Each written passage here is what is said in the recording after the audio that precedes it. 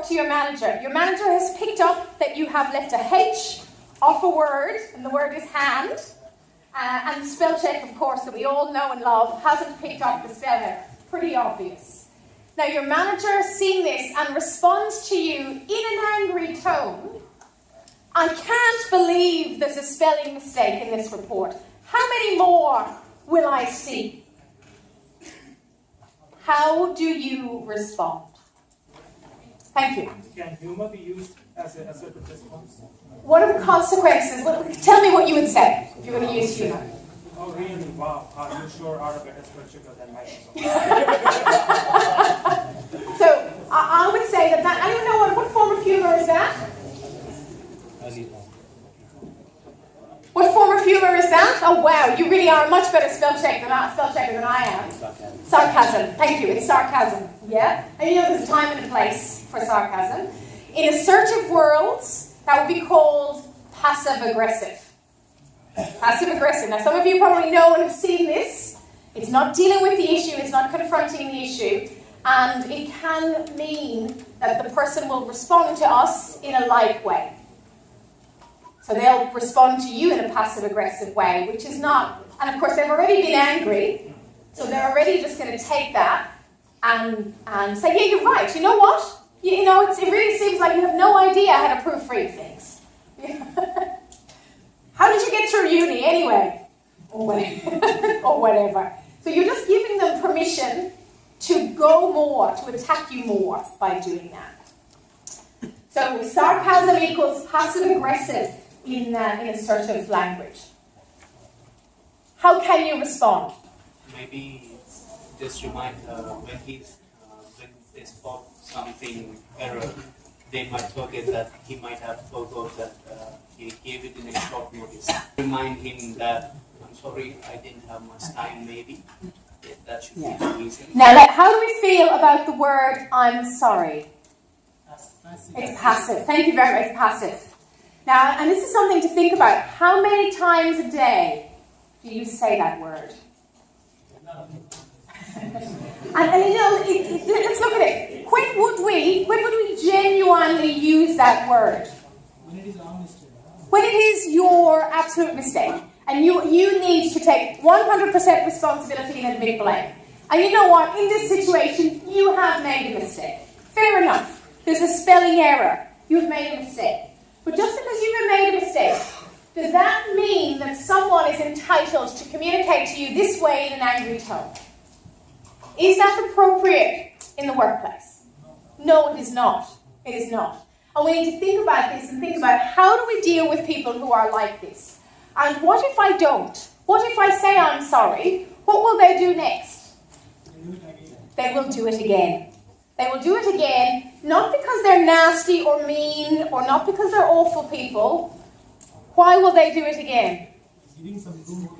Absolutely. You're giving them the room.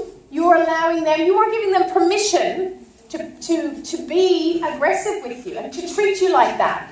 We teach people how to treat us all the time. We teach people how to treat us, which means we can teach people how to treat us differently. If we go there, if we actually communicate in a different way, people will treat us differently. So how do we respond? So we've had a passive-aggressive response. We've had a passive response. I'm sorry, I didn't have enough time. You know, you gave it to me too late, those sorts of things. Again, how can we get the balance between admitting responsibility, but at the same time communicating in an assertive way? Who else has got a response? Any work? Yeah. So thank you for noticing that. How about I double check and I'll come back to you? Lovely. Absolutely. You're not making excuses for yourself, but you're taking responsibility and being solution focused. Great one. But the boss should be like, you should have double checked. You should have double checked before. Yes. And then how would we respond to you should have double checked before?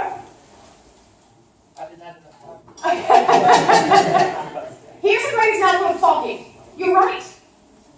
Yeah. You're right. I did use spell check, but I did not do a full proofread. If that's the case, yeah? Or you're right, it seems I may have missed an error. I will double check and I will make sure that there are no others. It's true. Yeah? The person's picked up an error, it's a genuine error. So fogging can be a great one here. That's my example. Just manager. Can I read what happened? What the previous bit? Spelling of cranes and auditory. Yes. Okay. Lovely. Yeah. Sorry, but Well, shocking sorry, like yeah. This is a great example. So the manager says, blah blah blah, street, blah blah blah, blah, and you come back and you say, so please have a look at your entry. Nice please, so it's not aggressive at all, the manager, and you come back and say, oops, sorry, my bad. Yeah. That would work if you did make the error of the mistake. And then you're dealing with it and addressing it. You know? Maybe something even more assertive would be, thank you for the feedback. Thank you for the feedback. Let me double check. Thank you for the feedback. Now this person, by the way, in this particular instance, this manager, is communicating to you in an angry tone. I can't believe you have made this error. How many more will I expect to see? I would ask him to make conversation a bit more polite. Lovely. Great stuff. So I would appreciate it. So absolutely, I will go and thank you for the feedback. I will check and I'll come back to you. And I would appreciate it if, what?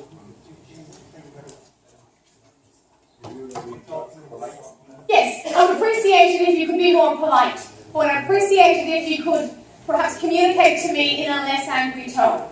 Yeah? Or I'm feeling that that you're very angry at me, and I understand that I need to check this, and I will do that. And I would appreciate it if you're able to give me feedback in a more balanced way and in a less angry tone. Yeah?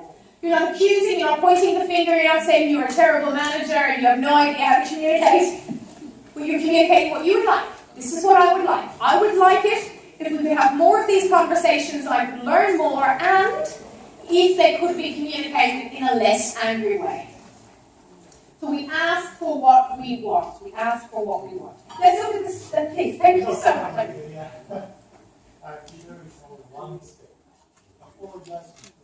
Okay. So when you say apologize, how would you apologize? Okay. So what's I do apologize. So apology, saying apology, using the word apology, is going to be a stronger word, a more assertive word for you to use. Now, of course, I want to make sure that it is definitely the only mistake. Yeah. And again, let's think about it. A fogging way would be saying thank you. This person is very angry. They don't want you to come back. They don't want you to be defensive and give excuses. They want you to say, I really appreciate that feedback. Thank you so much for that feedback. That really is helpful, and I'm confident that this is the only error you will see. Let me go and fix it. Yeah? So thinking about a nice, confident, assertive response. Let's look at the second one. So you've been given a project at work. You're struggling to meet the deadline. You've asked for another week. The project manager calls you over and says to you, I gave you this opportunity to prove yourself and you have clearly failed. How do you respond?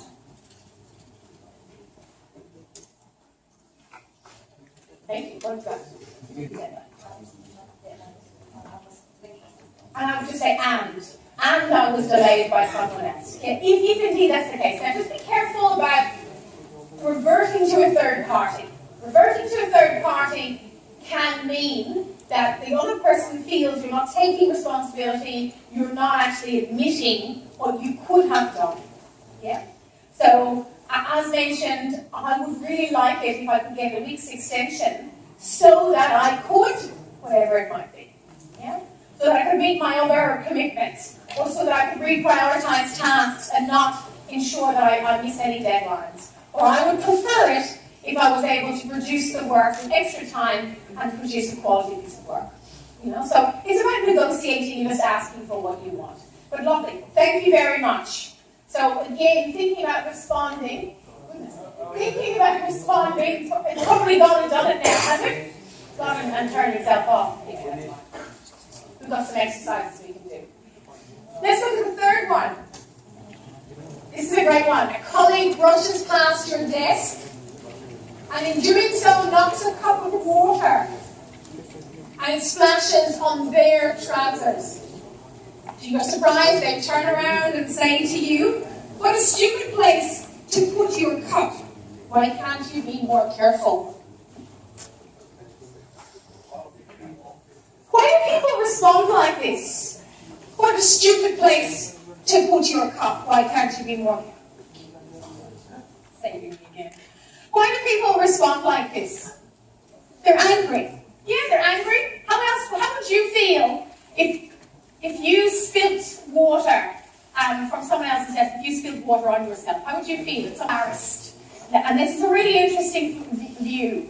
Sometimes people react, and it's what happens is, in our brain, we have our prefrontal cortex, our rational, thinking, logical brain. Yeah? And in most instances, where we've got time to think, we will use that part of our brain. And it regulates us a little bit. When we're in situations where we're embarrassed or where things are a bit challenging for us, our poor little brain jumps. And it jumps to the part of the brain that is the primitive part, the amygdala. And this amygdala is where we have our fight or flight syndrome. And this means that we react. We don't respond anymore in a thinking, logical fashion. We react. Instinct kicks in. Panic kicks in. Absolutely. And we want to actually protect. So I'm protecting myself because I'm embarrassed now and I don't want to look embarrassed. So I'm going to blame you. And it's not because the person is mean or awful. It is just because their emotional primitive brain has taken over. And we all are impacted by this. The more embarrassed or fearful or nervous or stressed we are, the more likely our thinking logical brain will not be available for us to use. So this is interesting. Now, of course, in this instance, in this scenario, their amygdala has kicked in and they've said, "What a stupid place to put your cup of water. Why don't you be more careful in future?" Now, what's going to happen to you? Absolutely, you're going to be ticked off too. So what's happening is your amygdala is going to shortcut. Your amygdala, yeah. A-M-Y-D-A-L-A. Amygdala. Sorry, I have to go by board. I would write it up otherwise. A-M-Y-D-L-A. And this is what happens, yeah? They push, so we push back. Yeah? They're stressed, so we're stressed. They're angry, so we get angry. They're embarrassed, so we get embarrassed. It's the same reason why when people are happy, we get happy. When people smile, we smile back. When people are open and encouraging, we're open and encouraging. It's the same human instinct that we actually have. It's really what makes us human. But of course, it also is what makes us react, and react in an aggressive or in a passive way. Here we have someone who is fighting, attacking, whereas in some other instances, maybe with the boss, we might flee. We might say, "I'm so sorry, I'll go away and I'll fix it up." We'll try and avoid or get out of the situation. So we have to do something here so that we don't let that amygdala shortcut us, and we don't come out with a passive or an aggressive statement. So let's think about that. What would be a logical and perhaps assertive statement when someone actually says, "What a stupid place to put your water. What have you got?"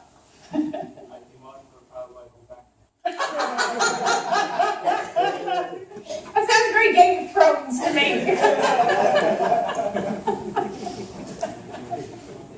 Thank you. And you can see where that was going to end up. Beautiful. Well done. Good opportunity to make us laugh. What would be an assertive response? Okay, so we've got two options here. I was sure it was in a safe space, or where do you think? What would be a better place for me to put it? Now, how do we categorize these responses? Are they aggressive, assertive, passive, or passive-aggressive? Passive/passive-aggressive, yeah. So where do you think I should put it? Passive-aggressive comment. Yeah. So how can we use fogging in this instance?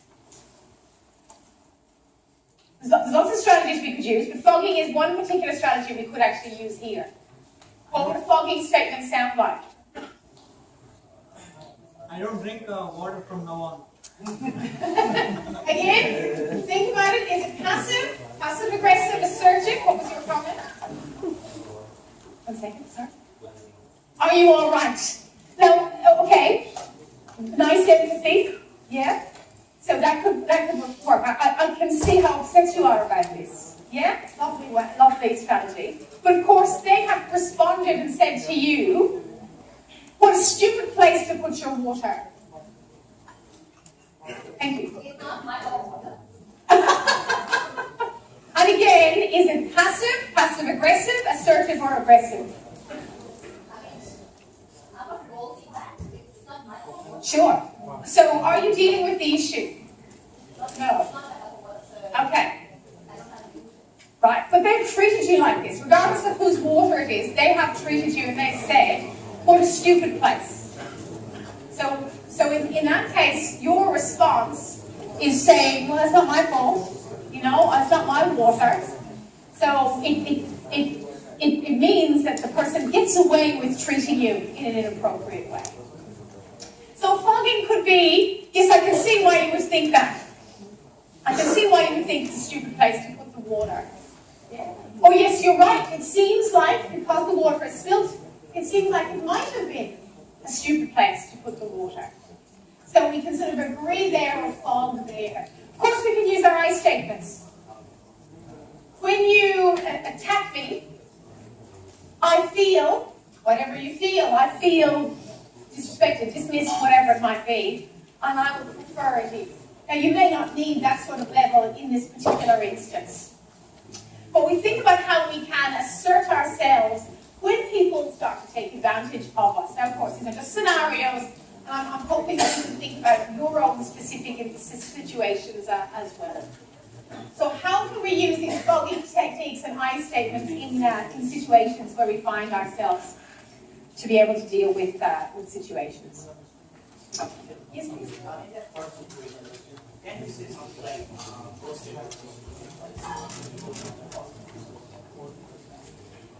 Again, you're reverting to a third party. You know, oh, we need to get the boss involved. What's the boss going to think of?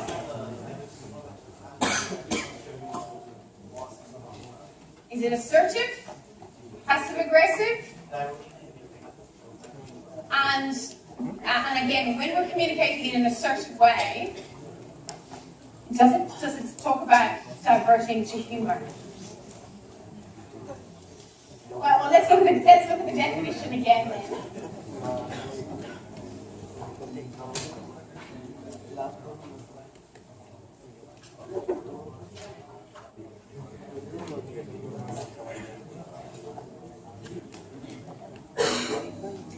Doing the best for you and doing the best for me. So you have been dealt here, or dealt with in an inappropriate way. So someone has overreacted. Now, fair enough, their amygdala has been hijacked and that's why they've overreacted. So if we combat, then we are allowing our amygdala to actually get in the way as well. And of course, then what's the person going to think of you? And how will they treat you next time? So we need to think about the consequences. Now, maybe there are times when humour is appropriate. If you're never going to see this person again, it might not be worth it. But if this is someone that you know, perhaps they've dismissed you in a meeting, maybe they haven't respected you when you talk, you know, maybe they're not involving you in conversation. There could be lots of other things going on here. And again, to think about, we teach people how to treat us. So using humour in some circumstances might be okay, but in all circumstances, not at all. Because it's not going to help you achieve anything, and not going to help you get the respect that you deserve in the workplace either.